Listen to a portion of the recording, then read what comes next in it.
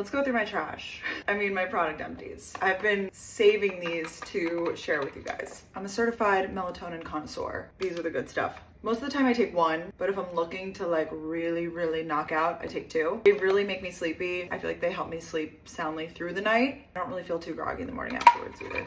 Oh, wait, do I have? Stop. Oh, I have one left. Oh my gosh. No, I'm kidding.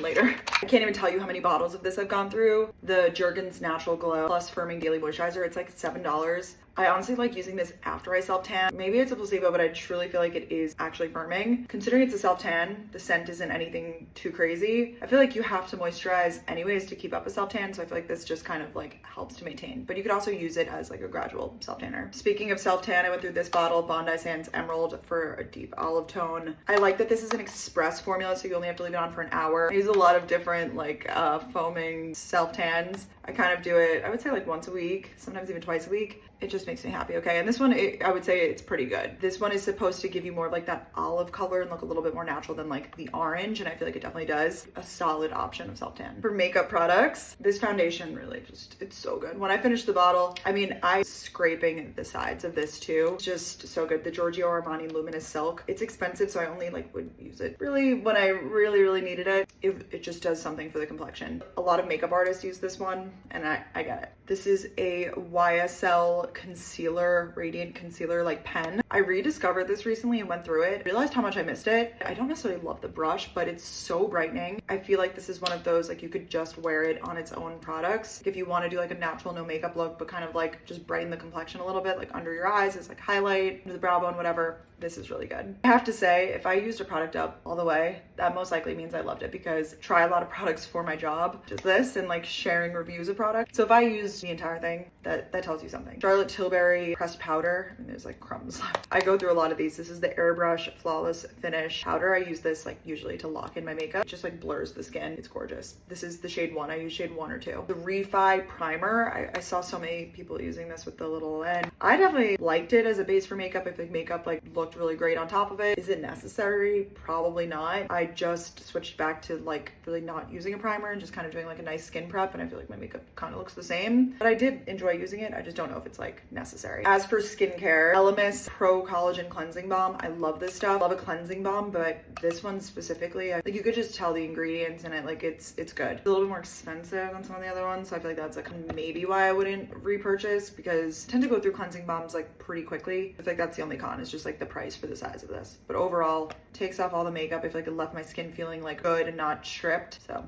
I like this stuff a lot. This was fantastic. This is the Laneige Water Bank Blue